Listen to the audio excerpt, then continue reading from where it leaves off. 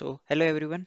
In our previous video, we have discussed about the result of table A and table B where it has a values like a null and blank. Okay. So yes, I recommend you to go back to the previous video and just watch that. It will really help you in your all the interviews because this question is mostly, or you can say, the frequently asked in most of the data engineering interviews. So now let's move to our second question. And yes, as I mentioned in the last video, if you already watched the last video and you are coming here, so it's really thanks for watching that video. And I'm expecting and I hope you have tried how to implement the second question which I already shared with you, like where we need to find the employee who logged for the 3 consecutive days.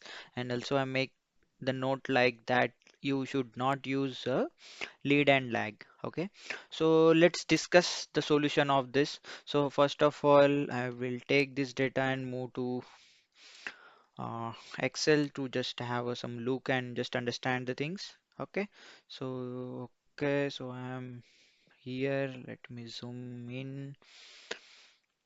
Yeah, so yes, as already I mentioned, we no need to use the lead or lag kind of functionality. If we are using lead and lag, in that case, it's really difficult to manage n consecutive year. So as a developer, we should understand, or we should not only focus on the 3 consecutive days, but we should focus on the n consecutive days every time to get the better result and code usability. So what will be the my approach here?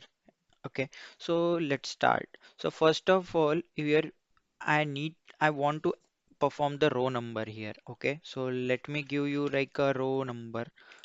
So I will add one column called row number where I will partition by employee ID and order by login date. So in that case, I will get the number like 1, 2, 3, 4, and here for 2, I will again get 1, 2, and 3. Sorry, and here I will get 1, 2, 3, and 4.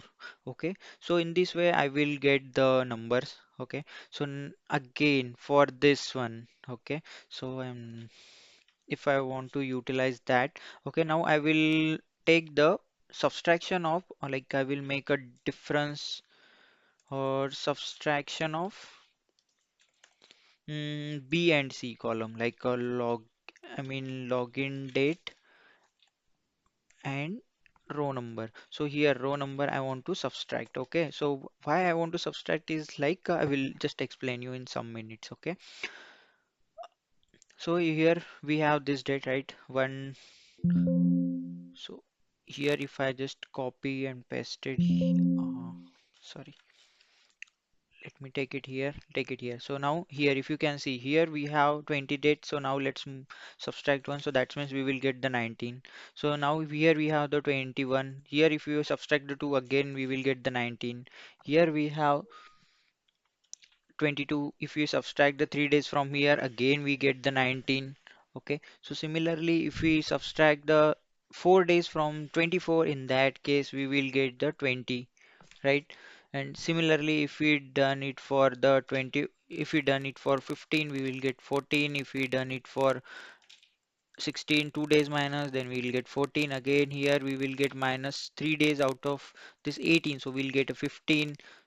And continuously, if I do, here I will get again 14. Here, if I do minus 2 days, here I will get 14. Here, if we do 3 days, here I will get 14, and here in 18 if I do 4 days, here I will get again a 14. So this will be my output. So now if I have like this, so now I can perform the group, right? Or you can say I can perform the group by in this two one, right? So this is the one group if you can consider. If I perform the M group by employee ID, okay? So let me take this ID, right? Employee ID, and I just consider it as a group. Okay, so group I will consider.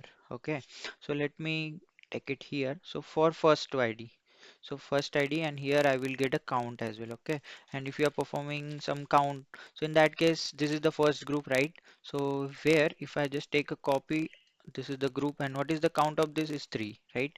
And what is the second group ID? Second group ID is again one, and the group ID is sorry, group name is something like this one, right? And how much count? It is the one, right? And here employee ID is also one. Similarly for the second time. So here we have the three records, right? But here we have the two groups, right? One is 14 and one is 15. Let me take these two groups. So here group is nothing but the date we are trying to. So for 14 we have the two rows, for 15 we have only one rows. Again we have the three, right? So for three we have only one group. So it's really good result. So here 14 we have take and here we have 4, right? So now once we have all these records, now we can, as mentioned, we only want more than 3 consecutive days. So in that case we can apply the filter on the count, like where we have this value is greater than 3, right? Filter number, like maybe we can keep it like the greater than, let's suppose 3 we want, greater than or equal to 3. So in that case we get these two results. So anyhow we are expecting the employee ID 1 and 3 as a output. So if you can see, this is the employee ID 1 and 3 which we are expecting as our output. So now let's move to the coding part. So here we are creating this table. Okay, so I will give the script into the description of this video or as a part of first comment. Okay, so now if you can see, we have this login date in the form of string, but as we discussed, right, we need to subtract the row number from this login date. So that's why it should be a date time format. So that's why let's do it. Df is equals to df dot with column. Okay, I will use this one only. Okay, so here we are trying to do it in the data type. Okay, changing in the form of to date. Okay, so if let display it. Yes, so if you can see now, it is in the form of date. Okay, so let's move forward and let's have some other. So for the row number, let's first discuss, or you can say that let's first identify the window specification for that, like windows dot partition by. As we discussed, it should be partitioned by employee ID, EMP ID, and dot order by login date, right? Which we have generated now. So and let's apply the function like df with equals to with column function, as we want to create one row number. Let's give it as a row num field and let me call it as row number. This is the function, and then we can pass the over, right? And if you want to see the result, let's do the display.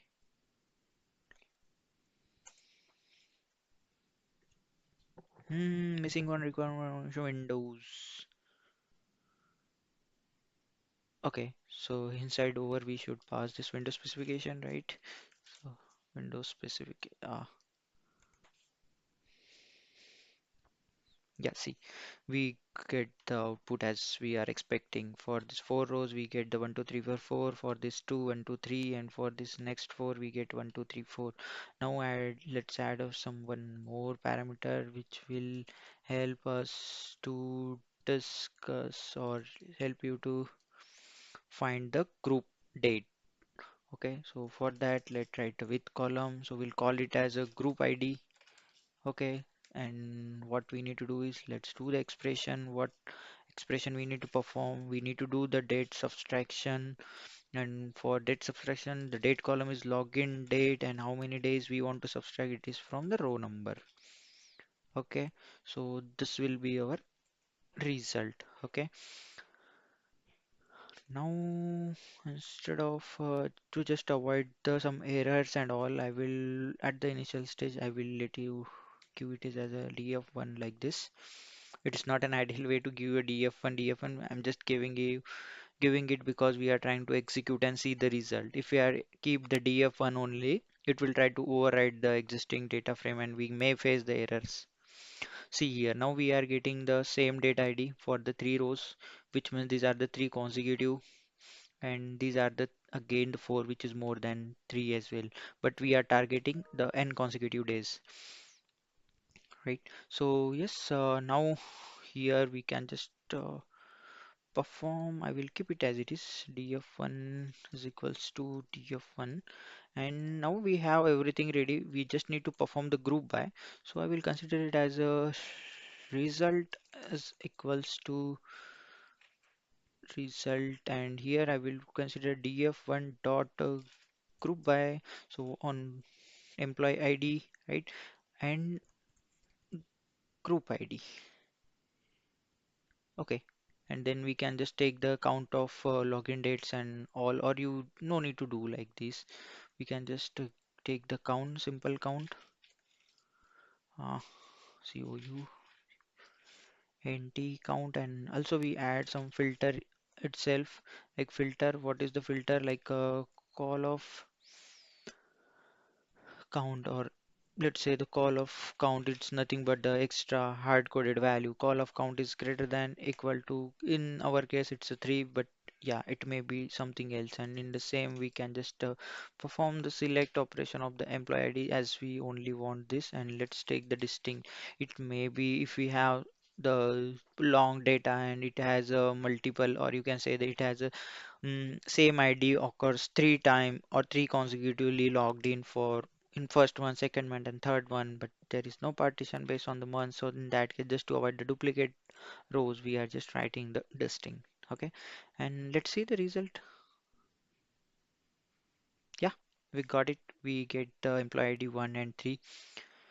So yeah, so as mentioned, just make it refine. It should be DF only, and here also DF, and yeah, we can call it as a result. If you are unable to understand how we are applying all the filters and everything in the one go, yeah, we can just write it like you can just give the space and use the, as a result equals to this one, like this you can utilize. But yeah, just please avoid using the same variable name.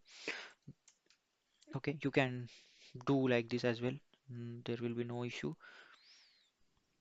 You will get the same result. Okay, so yeah, hope you enjoyed this video. And yes, so now you are still here, so I'm really thanks to you. If you like that, please hit subscribe, and if you think anything need to be discussed, or if you think I need to make any video on, please mention in the comment section just to support me. And thank you.